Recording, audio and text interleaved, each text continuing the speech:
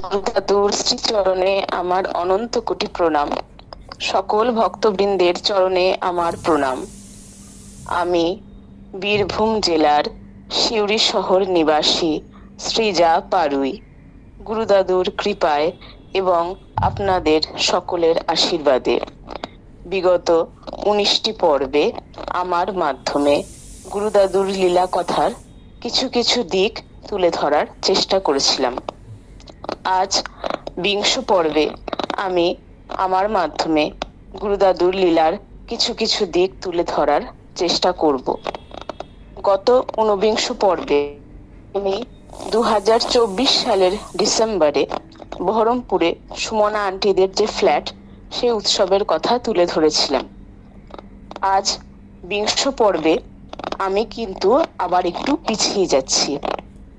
সেই 2013 সালে সিউড়িতে আমার মায়ের দীক্ষা গ্রহণের পরে 2014 সাল থেকে কিছু ঘটনার কথা আমি জানাতে চাই, যেখানে আমার জীবনে বিশেষতভাবে গুরুদাদুর লীলার প্রত্যক্ষ বা পরোক্ষ সাক্ষী আমি হয়েছি। তো এখানে বলতে পারি 2014 নভেম্বরে যখন শিলিগুড়ি উৎসব হয়েছিল, তখন আমি অলরেডি ইংলিশ অনার্স ফার্স্ট ইয়ারে পড়ছি সিউড়ি বিদ্যাসাগর কলেজে। তো আমাদের কলেজে কিন্তু নিয়ম অত্যন্ত স্ট্রিক্ট এবং ডিসিপ্লিনড, কিছু রুলস এবং রেগুলেশনস তো থাকেই সমস্ত জায়গাতে। তো বিশেষত যখন প্রতি বছর first year, second year, third year, তো নিয়ম অনুযায়ী ফাইনাল টেস্ট হওয়ার আগে কলেজের তরফ থেকে 3টি ক্লাস টেস্ট হয়। তার আগে যখন ফার্স্ট ইয়ার হয় তখন একটা মূলত প্রথমেই একটা টেস্ট হয়ে যায় ভর্তি হওয়ার 1 মাস পরেই। তো সেটা এমনি এমসিকিউ টেস্ট হয়, আর সেটা দুর্গাপুজোর আগেই হয়ে গেছিল। এবং তারপরে আরো 3টি ক্লাস টেস্ট ছিল। তো ইতিমধ্যে সেটা তো কমন থাকেই, তো তার মধ্যে আবার স্যাররা বিভিন্ন রকম প্রায় সময় টেস্ট নিয়ে থাকেন এবং সারপ্রাইজ টেস্টও হয়। তো নভেম্বর মাসে গুরুদাদুর উৎসবের ঠিক সমসাময়িকই একটি ডিক্লারেশন হলো যে আমাদের ইংলিশ ডিপার্টমেন্টের একজন স্যার, তিনি কিন্তু মানে অনেক অভিজ্ঞ স্যার আর কি, খুব ভালো পড়ান, সেই স্যার কিন্তু একটি ক্লাস টেস্ট নেবেন। স্যার নিজেও এসে বারবার করে বলছিলেন এবং টপিকস, সিলেবাস ইত্যাদি দিয়ে দিয়েছিলেন যে এটা তো মানে তোমাদেরকে পড়তে হবে, তোমরা পড়বে, আমাদের কিন্তু এই ক্লাস টেস্টই হবে। এবার আমি তো মনে মনে খুব চিন্তিত হয়ে পড়লাম। তার কারণ হচ্ছে যে নভেম্বরে তো শিলিগুড়ি উৎসব রয়েছে, এবং আগে থাকতে তার প্রস্তুতি, টিকিট কাটা ইত্যাদি সমস্ত কবে থাকতেই হয়ে আছে। এবং আমি তো মনে মনে খুব আনন্দিত হয়ে আছি যে প্রথম গুরুদাদুকে আমি সাক্ষাৎ দর্শন করব, কারণ সিউড়িতে আমি দর্শন করতে পারিনি। তো সেটা নিয়ে এবার তাহলে কি করব, বুঝতে পারছি না কিছু। তো মা বলল যে তুই গুরুদেবকে মনে মনে ডাক। তো আমি গুরুদাদুকে তখন কিন্তু মনে মনে স্মরণ করছিলাম যে তাহলে তুমি এই পরিস্থিতি থেকে মানে কিভাবে আমি এখান থেকে বেরোতে পারবো। তার কারণ হচ্ছে পরীক্ষাও একটা অত্যন্ত ইম্পর্টেন্ট জিনিস, যদিও এগুলি ক্লাস টেস্ট এবং নিছকই আমাদের স্যারের নিজস্ব আর কি মনের, যেহেতু স্যার নেবেন নিজে থেকে ওনার ভাবনা, কিন্তু তবুও যেহেতু একটা টেস্ট, একটা ইম্পর্টেন্ট ব্যাপার, তো এটাতে নাম্বার অ্যাড হবে না, সবই ঠিক আছে, কিন্তু তবুও যেহেতু পরীক্ষা, তাহলে এটাকে তো অ্যাভয়েড করা তো নিশ্চয়ই যাবে না, উচিত নয়। এবং তার পাশাপাশি এটিও একটি অত্যন্ত গুরুত্বপূর্ণ জিনিস যে গুরুদাদুর উৎসব শিলিগুড়িতে, তো কি করব। তো এটা যাই হোক কোনোভাবে তখন সেই সময় ইতিমধ্যে আমার মা তো তখন মাঝে মাঝেই ফোন করতো গুরুদাদুকে এমনি প্রণাম জানানোর জন্য। তো টুয়াদি ধরতো। তো টুয়াদি যখন কে ফোন করেছে, টুয়াদিকে আমার মা, তো তখন পাশ থেকে গুরুদাদু বলছেন যে হ্যাঁ আসো আসো, শিলিগুড়ি উৎসব, সবাই মিলে চলে আসো, আমি সেবা করব। তো মা তখন বলল যে বাবা এরকম আমার মেয়ের তো ক্লাস টেস্ট রয়েছে, কলেজের স্যার বলেছেন ওদের ডিপার্টমেন্টের যে এই টেস্টটা উনি নেবেন, বারবার করে বলেছেন। তো আবার একদিকে আমাদের শিলিগুড়িতে তোমার উৎসবে তো আমাদেরকে যেতেও হবে, তো কি করব, তুমি আশীর্বাদ করো যাতে সবকিছু ঠিকঠাক হয়।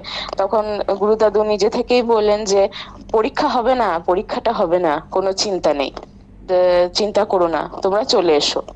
তো যাই হোক, তার আগে অবধি কিন্তু ঠিক ছিল যে পরীক্ষাটা হবেই, কিন্তু আমরা তবুও গুরুদাদুর আশীর্বাদকে সাথে নিয়ে, যে গুরুদাদু যখন রয়েছেন তখন নিশ্চয়ই কিছু না কিছু তো ব্যবস্থা হবেই, তো এটা ভেবেই কিন্তু শিলিগুড়ি উৎসবে আমরা রওনা দিয়েছিলাম। এবং যথারীতি খুব আনন্দ সহকারে আমি গুরুদাদুকে প্রথম দর্শন করি শিলিগুড়ি উৎসবে। সমস্ত উৎসব সম্পন্ন করে আমরা যখন ফিরে আসি, তখন আমি কিন্তু আমার বান্ধবীদের মাধ্যমে খোঁজ নিই এবং স্যারও বলেন যে টেস্টটা কিন্তু হয়নি, কারণ অন্তিম মুহূর্তে তিনি তার সিদ্ধান্ত পরিবর্তন করেছেন যে না, আর ক্লাস টেস্ট নিতে হবে না, একবারে যখন ফার্স্ট টার্মিনাল টেস্ট হবে ডিসেম্বরে তখনই নেব। তা আমি তখনই উপলব্ধি করেছিলাম যে গুরুদাদু তুমি কতটা কৃপা করলে, যে যার জন্য আমাকে এরকম ভাবে আমি উৎসবে অনুষ্ঠান যোগদান করলাম, তোমাকেও সাক্ষাৎ দর্শন করার সৌভাগ্য অর্জন করলাম প্রথমবার। এবং তার সাথে সাথে আমার পরীক্ষাটাও কিন্তু স্যার যে নিজেই ডিসাইড করে শেষ মুহূর্তে ভাবলেন যে না, এই ক্লাস টেস্টটা নেব না। তো সেটা থেকেও কিভাবে যে দাদুর কৃপাতে এই জিনিসটি সম্পন্ন হলো।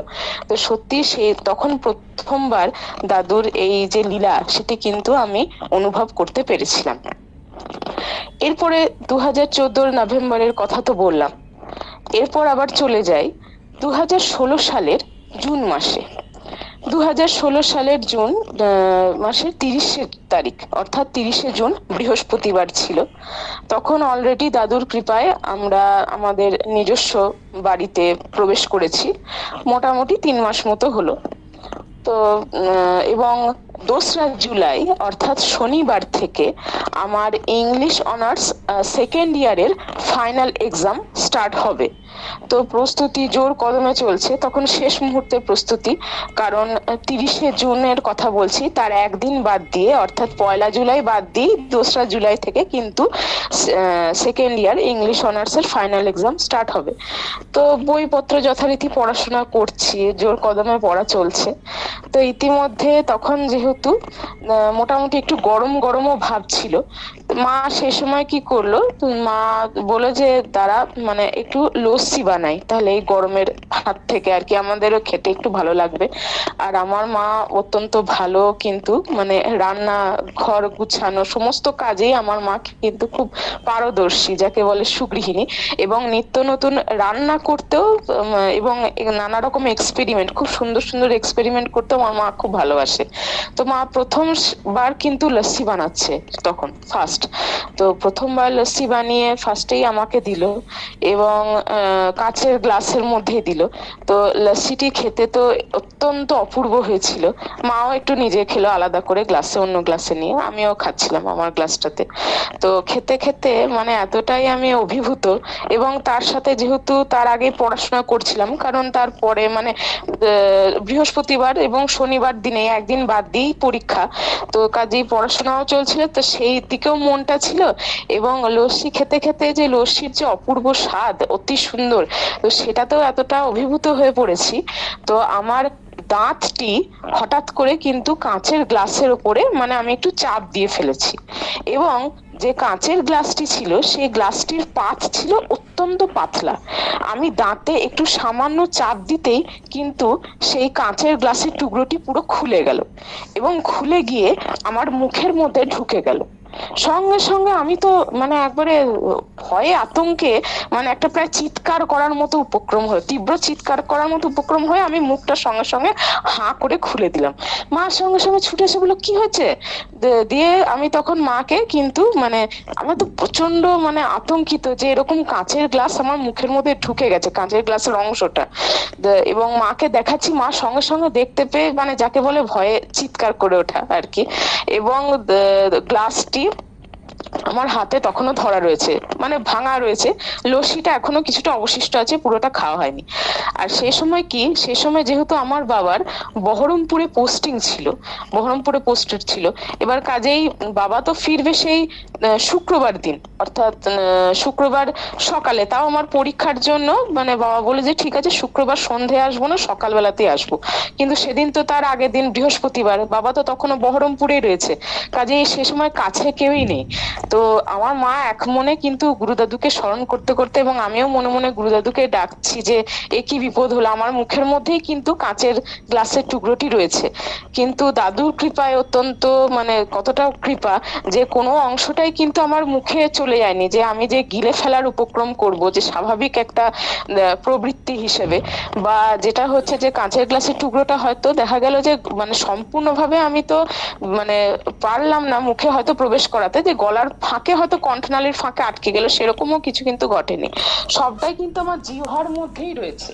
তো মা কোনো রকম করে দাদুকে স্মরণ করতে করতে সমস্ত টুকরো কিন্তু বার করলো, আমার একদম মুখের সামনেই ছিল, সমস্ত কাঁচের টুকরোটি বার করলো, এবং সেখানে যেহেতু জিহ্বার মধ্যে প্রবেশ করেছিল, তো একটু মানে সামান্য স্যালিভা বা আমার লালাও মিশ্রিত ছিল, লালা মিশ্রিত থাকার ফলে, তো যাই হোক, কিন্তু তবুও মা পরিষ্কার করে সমস্ত টুকরোগুলো কিন্তু গুনলো, দেখলো যে হিসাব করে যে কাঁচের গ্লাসের যে অংশটি থেকে টুকরোটি যেটা আর কি আমার মুখে ঢুকেছিল, একদম এক্সাক্ট সব কটা টুকরোই কিন্তু রয়েছে, অর্থাৎ কোনো অংশটাই কিন্তু মানে ভেতরে চলে যায়নি আমার মুখের ভেতরে গিয়ে, বা কোনো কিছু এমন কিছু হয়নি, যে সমস্ত কিছুই কিন্তু একদম সুরক্ষিত রয়েছে।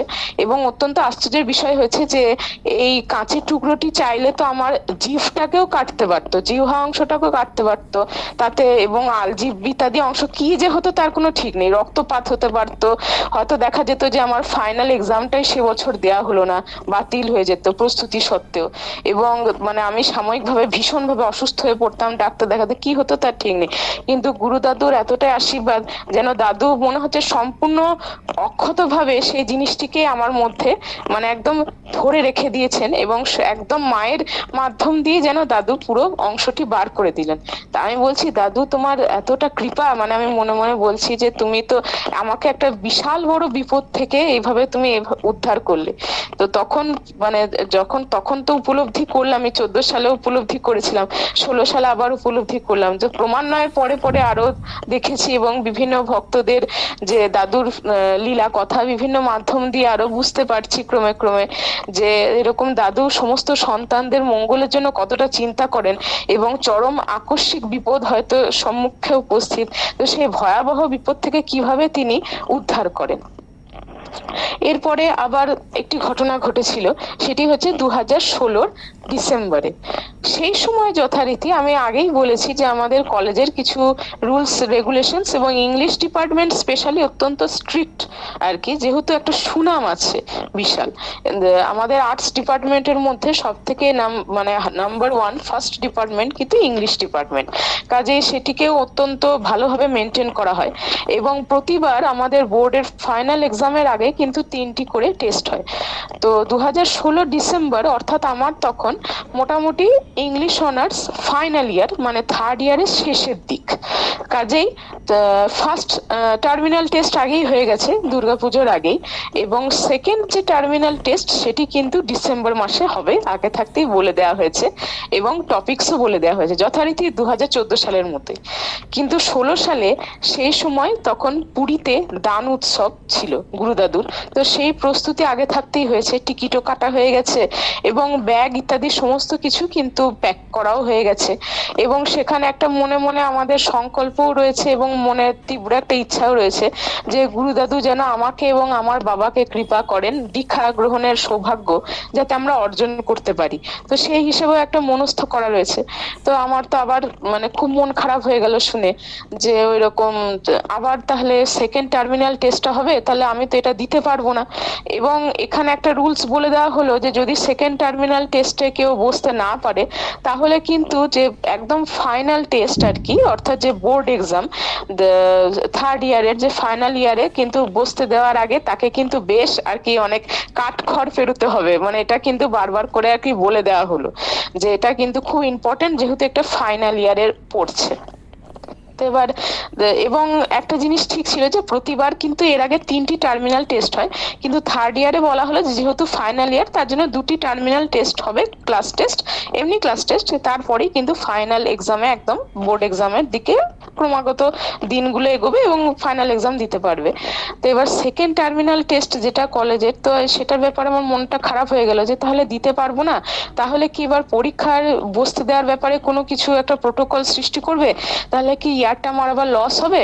কারণ 17 সালের মার্চেই ফাইনাল এক্সাম, আর এদিকে 16 ডিসেম্বরে সেকেন্ড টার্মিনাল টেস্ট। তো আমি মনে মনে দাদুকে ডাকতে লাগলাম যে দাদু, আমি তো সংকল্প করেছি যে যদি তুমি কৃপা করো তাহলে আমি এবং আমার বাবা, মায়ের তো দীক্ষা আগেই হয়ে গেছে, কাজেই আমি এবং আমার বাবা যাতে তোমার কাছ থেকে দীক্ষা গ্রহণের মানে সৌভাগ্য অর্জন করতে পারি। এবং আমি যথারীতি তখন তার আগেই 1-1.5 মাস ধরে গীতার দ্বাদশ অধ্যায় মঙ্গলাচরণ এবং দ্বাদশ অধ্যায় সম্পূর্ণ এবং গীতা মাহাত্ম্য ইত্যাদি পাঠ করতে শুরু করছি যাতে দাদুর কৃপা লাভ করতে পারি, এবং দাদুকে ডাকছি। তো এই পরীক্ষা এসে আবার উপস্থিত হলো। তো এবার পরীক্ষাটাও একটা ইম্পর্টেন্ট ব্যাপার, কারণ এটা তো কোনোভাবে অ্যাভয়েডেবল নয়। প্লাস এবার দাদুর এই গুরু দাদুর উৎসবটাও রয়েছে পুরীতে, বিশাল দান উৎসব, কারণ তার আগে তো আমরা কোনোদিনও প্রত্যক্ষ করিনি এবং শুনেছি যে সাক্ষাৎ জগন্নাথ দেব, বলদেব এবং সুভদ্রা মা নেমে আসেন, যাদের সেই সৌভাগ্য অর্জন হয়েছে তারা মানস চোখে কিন্তু দর্শন করতে পারেন। তো এই জিনিসটাকে মানে কিছুটাও যদি আমরা সৌভাগ্য অর্জন করতে পারি দর্শন করে, তো সেটা থেকে কি বঞ্চিত হব? আমি ভাবলাম যে দাদুর উপরেই কিন্তু সবকিছু ছেড়ে দিলাম, যে দাদু তুমি তো রয়েছো, তাহলে এবার তুমি কৃপা করবে, তুমি উপায় করে দেবে। তো যথারীতি আমার বান্ধবীদেরকেও সবাইকে বলে গেলাম যে আমার কিন্তু এরকম দান উৎসব আছে গুরুদেবের, আমাকে কিন্তু যেতেই হবে। এবং আমাদের ডিপার্টমেন্টের সমস্ত স্যার ম্যামরাও জানতেন, তাদেরকেও বলে গেলাম। বললো বেশ ঠিক আছে, স্যার ম্যামরা বললো যাস, তাহলে এবার কিন্তু ব্যাপারটা রিস্ক হয়ে যেতে পারে। আমি বললাম যে দেখি না, দাদুর কৃপা হলে তো দাদুই সমস্ত ব্যবস্থা করে দেবেন আমার, কারণ দাদুর উপরেই আমি সেই মানে মনে মনে দাদুকেই ডাকছিলাম যে তুমি রয়েছো, কাজে তুমি কৃপা করবে, দাদুর উপরেই সবকিছু ছেড়ে দিয়েছিলাম। তো যথারীতি আমরা তো ঘুরেও এলাম এবং দান উৎসব হলো, গুরু দাদুর কৃপা করলেন, কাজে আমার এবং আমার বাবার আমাদের দীক্ষা গ্রহণ হলো। তো পরম আনন্দে আমরা ফিরে এলাম এবং ফিরে এসে তো আমার বান্ধবীদের সকলের কাছে আমার অভিজ্ঞতা শোনাচ্ছিলাম যে প্রথম পুরীতে দান উৎসব প্রত্যক্ষ করলাম সচক্ষে, এবং গুরু দাদুর কাছ থেকে যে আমার এবং আমার বাবার দীক্ষা গ্রহণের যে সৌভাগ্য হলো সেগুলি বলছিলাম, তারাও খুব মনোযোগ সহকারে শুনছিল এবং আমার স্যার ম্যামদেরকেও বলছিলাম। তো এর মাঝেই একটা প্রথমে সমস্যা একটু অ্যারাইজ হলো, যে প্রিন্সিপাল স্যার বললেন যে ঠিক আছে, যে ও তো পরীক্ষা দিতে পারেনি, কাজেই এবার কিন্তু একটা মানে ভালোভাবেই গার্জেন ডেকে অ্যাপ্লিকেশন হবে যে কেন দিতে পারলো না। কিন্তু আমি তো ডিপার্টমেন্টে সবাইকে বলেইছিলাম যে পুরী যাব, কাজে দেয়া হবে না।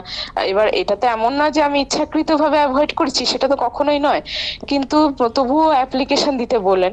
তো যাই হোক, তার পরের দিনেই দাদুর এমন কৃপা, তখন প্রিন্সিপাল স্যারও সিদ্ধান্ত পরিবর্তন করলেন যে না, আর অ্যাপ্লিকেশন দিতে হবে না, যাদের যাদের কোনো কারণে দিতে পারিনি এমনি আমরা সবাইকে মানে এটা ছেড়ে দিচ্ছি।